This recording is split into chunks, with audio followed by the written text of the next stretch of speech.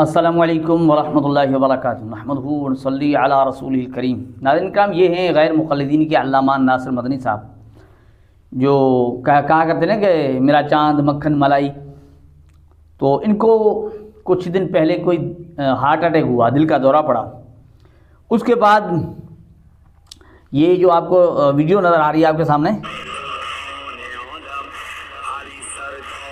یہ کوئی شیعہ ہیں، آپ اسے دیکھ لیجئے پہلے۔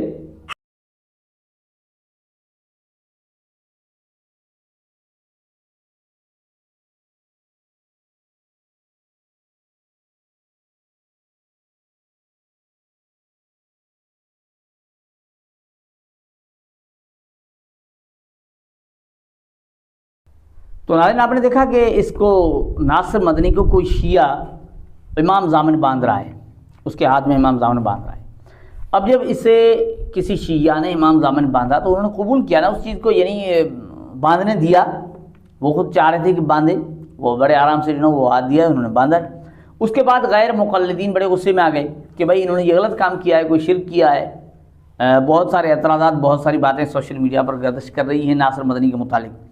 اسی سلسلے میں ان کے پرانے مناظر جو اس وقت اس میں بہت ساری تبدیلیاں آ چکی ہیں، وہ عمر صدیق صاحب، ان کا بھی کوئی آڈیو کلپ آیا ہے، ناصر مدنی کو کوئی مشورہ دے رہے ہیں، نصیحت کر رہے ہیں، ذرا وہ بھی سن لیجئے۔ پھر ہم آپ کو آگے کچھ اور بتاتے ہیں کہ ان باتوں کا ناصر مدنی پر کیا اثر پڑا اور یہ کیوں اس طرح ہو رہا ہے، یہ بھی ہم آپ کو بتانے والے ہیں انشاءاللہ۔ تو سن لیجئے عمر صدیق صاحب کو۔ السلام علیکم ورحمۃ اللہ۔ حافظ آصف ندیم صاحب ایک ویڈیو سوشل میڈیا تے وائرل ہوئی ہے کہ کوئی شیعہ ناصر مدنی صاحب نو امام ضامن بن رہا ہے تے جڑے توحید والے شیعہ نے وہ امام ضامن جڑا ہے اس عمل نو شرک قرار دیندے نے۔ اے نواقض اسلام دے اندر عمل داخل ہے۔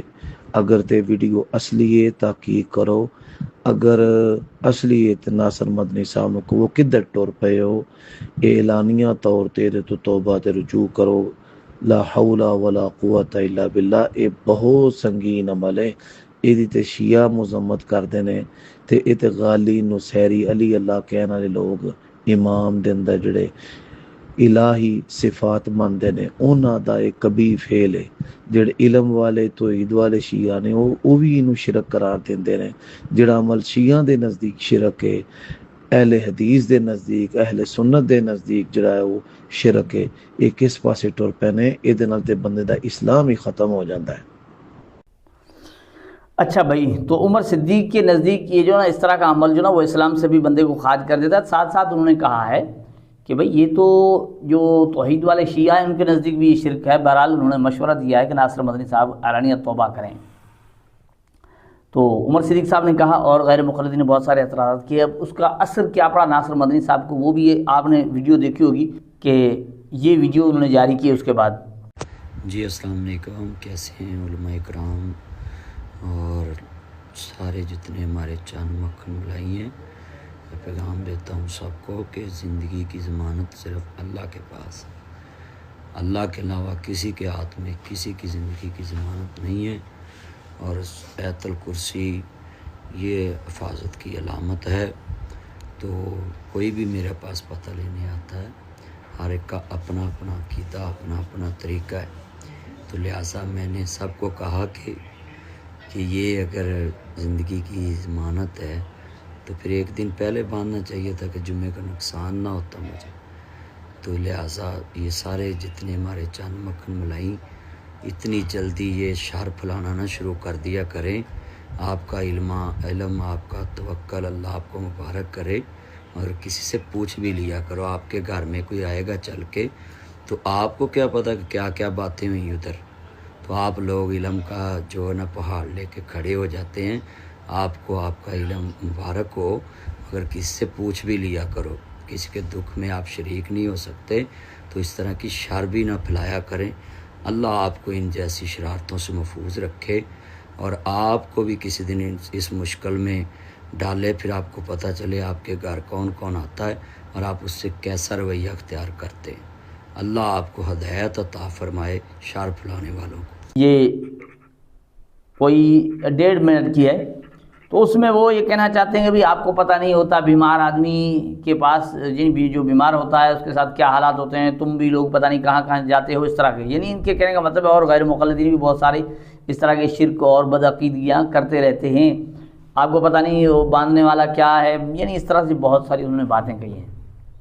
کہنے کا مقصد یہ ہے کہ ان پر کوئی اثر نہیں پڑا، وہ جو کہہ رہے اعلانیہ توبہ کرو وہ بھی توبہ بھی نہیں کی اور اس چیز کو برا بھی نہیں کہا، اور ساتھ ساتھ یہ بھی کہہ دیا کہ تمہارے اندر بھی اس طرح کے لوگ ہیں وہ ہوتا رہتا ہے۔ یہ ناصر مدنی صاحب نے کہا۔ اب آتے ہیں اس بات پر کہ آخر کیا ہو رہا ہے کہ بھئی یہ قرآن و حدیث کی باتیں کرنے والے، قرآن و حدیث کا دعویٰ کرنے والے، یہ کیا ہو رہا ہے؟ تو ناظرین یہ کوئی نئی بات نہیں ہے، ہم اس سے پہلے بہت ساری ویڈیوز میں دکھا چکے ہیں کہ غیر مقلدین کثیر تعداد میں، یعنی پہلے تو وہ اگر آپ دیکھیں گے نا وہ پہلے وہ کچھ اور تھا، یا کوئی بریلوی تھا یا پتہ نہیں کیا تھا ہوگا، پھر یعنی انہوں نے خود جو ہے نا اسے تحقیق کا بھوت سوار ہوا ہوگا، وہ گمراہی کے راستے پر چل پڑا اور پھر جا کر غیر مقلدین کے ہتھے لگا، اور پھر جناب انہوں نے اعلان کیا کہ میں قرآن و حدیث کا یعنی پیروکار ہوں۔ یہ اس طرح کے بڑے دعوے کرنے کے بعد جناب ان کی تحقیق بڑھتی چلی گئی، اور بہت سارے انہیں آپ کو دکھائے کہ فلاں بھی شیعہ ہو گیا، فلاں بھی شیعہ، اس نے کہا کہ میں نے حق جا کر اب پہچانا ہے، دلائل جا کر اب دیکھیں، اب پتہ چلا کہ حق یہ ہے۔ تو کثیر تعداد میں غیر مقلدین شیعہ ہوتے ہیں، چھوٹے بڑے تو چھوڑیں، یعنی کہ وہ کون سے وحید الزماں بھی دیکھ لیں، اور ابھی حال میں جو ہے نا ماضی قریب میں جو گئے ہیں وہ شمشاد سلفی، وہ شیعوں کے ساتھ گھوڑے نکلواتا تھا، اور سال ہا سال اس نے یہ عمل کیا، اور اس عمل کے بدولت کہتا ہے میں اللہ سے اپنی مغفرت چاہتا ہوں۔ تو یہ کوئی نئی بات نہیں ہے غیر مقلدین کے لیے جناب ناصر مدنی کا ہو جانا۔